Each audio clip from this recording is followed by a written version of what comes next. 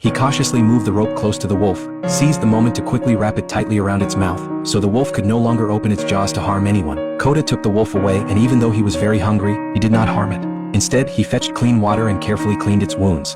Then he placed the wolf in a cave to spend the night. The next morning, when Kota woke up, he found the wolf had broken free from the bindings on its mouth and was baring its sharp teeth, staring intently at him. But Kota did not back away.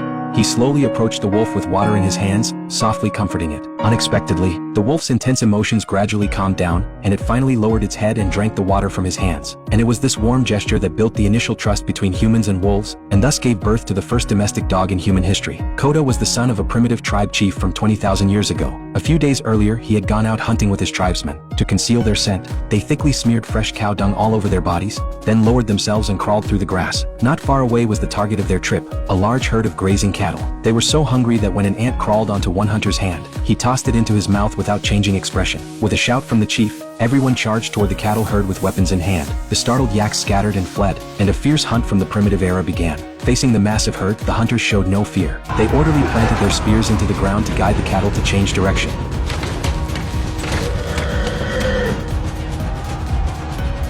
In the chaos, a large number of yaks were driven toward the cliff. Some yaks that sensed danger tried to turn and escape, and one of them suddenly charged straight at Kota. His father shouted and threw a spear, and just as the spear pierced the yak's body, Kota was knocked to the edge of the cliff.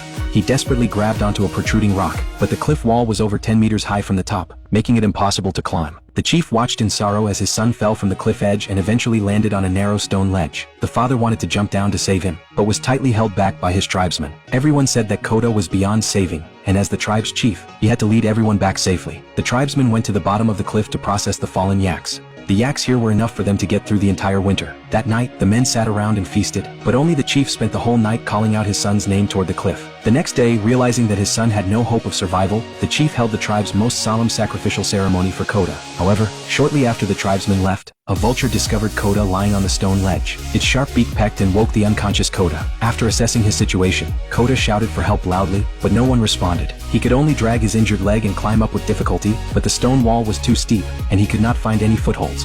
Suddenly, the sky lit up with lightning and thunder, and heavy rain poured down, quickly flooding the bottom of the cliff. The stone wall became wet and slippery under the rain's wash, and Kota's strength gradually drained away. Finally, he made a risky decision and leaped into the raging water current. When Kota woke up again, he found himself washed up on a gentle riverbank. Intense pain shot through his leg, and he realized that his leg bone was broken. He could only drag his injured leg and crawl toward a nearby water puddle. After drinking some water in big gulps, his tired body and mind finally got a bit of relief. He took off his shoes and found that his ankle was badly swollen. Then he wedged his foot into a rock crevice, found the right position, and forcefully reset the bone. After that, he used tree branches to make a simple splint. After several hours, he finally climbed to the top of the cliff, but despairingly found that his tribesmen had set up a tombstone for him. Realizing that no one would come to save him, Kota kicked the tombstone off the cliff in a frenzy, then collapsed to the ground and cried bitterly. To make matters worse, wolf howls came from the distance, and several hungry wolves had already targeted him. Kota desperately ran away, and at night he could only curl up in a tree to spend the night. Starving, he could only dig for earthworms to satisfy his hunger. But just after he finished eating, the wolf pack surrounded him. Kota hastily climbed a tree to escape,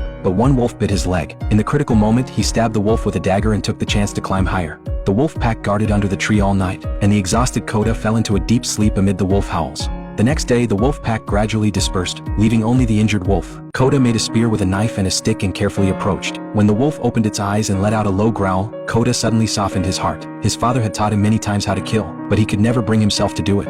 This time was no different. He chose to rescue the wolf. He carried the wolf to the river and cleaned its wounds. At night, the man and the wolf spent time together in a cave. The next day, while Kota was applying medicine, the wolf took the chance to use its front paws to undo the rope around its mouth and was baring its teeth and growling at him. Kota was not afraid. Instead, he gently soothed it and gave it water to drink. The harsh winter was coming, and the injured Kota struggled to find food, so he had to keep eating insects to fill his stomach. But the wolf seemed very unhappy with this kind of food, until one day, Kota finally gathered the courage to hunt a rabbit. Smelling the meat, the wolf immediately became alert and cautiously moved closer. Kota fiercely tore into the raw meat, warning the wolf that it was his food. Then he built a fire and had a full meal. Seeing the wolf's pitiful eyes, Kota pretended to be fierce and scolded it before throwing the meat to it. At night, he tried to pet the wolf, but it still bared its teeth and refused. They looked up at the starry sky together. The homesick Kota poured out his feelings to the wolf, and the wolf seemed to understand and decided to help this poor human. Not long after, when Koda's leg injury had healed and he was ready to go home, the wolf grabbed his scarf and would not let go. No matter how Koda tried to chase it away, the wolf insisted on following behind him. On the way, they passed through a wooded area where wild boars were often seen. The wolf seized the opportunity and quickly attacked, but Koda, out of fear, let the wild boar get away. The wolf gave Koda a look of disdain, and that moment made Koda feel very awkward. When the wolf was about to leave, Koda blew a whistle, and the wolf involuntarily came back to his side. And so, the first dog in human history recognized its owner. Koda named the wolf Alpha, and the man and the wolf hunted together. Alpha handled the hunting, and Koda took care of the grilling. Although Alpha often showed a look of annoyance, at night it would actively snuggle up to Koda to sleep. Smelling a bad odor on the wolf, Koda roughly threw it into the river to bathe. After bathing, Alpha suddenly saw fish in the river and seized the moment to catch one. From then on, Koda and Alpha relied on each other for survival. The harsh winter arrived, and the vast snowy plains covered the mountains, and the teamwork between Koda and Alpha became more and more seamless. One night, a black wolf approached, and Koda nervously raised his spear to defend himself, but then he saw Alpha walking toward the other wolf. Koda instantly understood what it meant, so he chose to let it go and allow it to return to the wolf pack. However, in the quiet of the night, Koda tossed and turned, unable to sleep. The next day, he journeyed through a blizzard, but on an icy patch, he accidentally fell into a frozen lake. At that moment, Alpha suddenly appeared, leaping up and trying to break the ice, but it could not shatter it. Koda quickly pulled out a dagger and broke through the ice, and with Alpha's help, he safely climbed back onto the ice. Shivering from the cold, Koda forced himself to build a fire, took off his clothes, and held Alpha tightly to warm up. The blizzard grew even stronger, but they had to keep moving. Suddenly, Koda spotted a person sitting in the distance. He excitedly ran over to ask for help, but found it was someone who had long been frozen dead. While searching for food in an abandoned dwelling, Koda unfortunately fell ill. To survive, he continued on with the bow and arrows he had found, but they had not gone far when a pack of hyenas noticed them. Koda took Alpha and hid in a cave, nervously watching the entrance. But the hyenas seemed afraid to come closer, as if there was a greater danger here. Suddenly, a saber-toothed tiger emerged from the depths. It fiercely lunged at Koda, and Alpha stepped forward to fight the beast.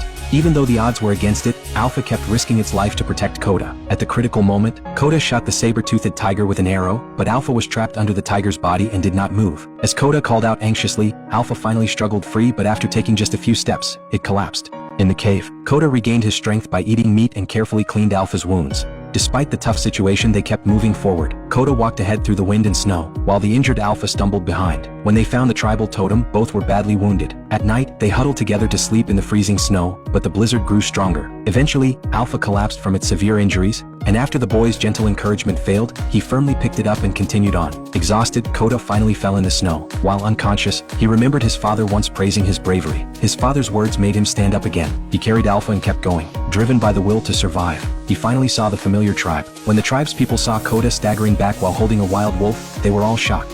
His father touched his son in disbelief. Before passing out, Koda pointed at Alpha and asked the tribe to care for it. After waking up, Koda immediately searched for his wolf. Alpha lay weakly nearby, and the tribal shaman felt its abdomen and seemed to find something. Soon after, he picked up a wolf pup. It turned out Alpha had been pregnant when it fought the saber-toothed tiger. Koda softly admired Alpha's courage. As the pup grew up, it and Alpha stayed by the boy's side. From then on, the tribe's hunters always brought the wolves with them when they went out.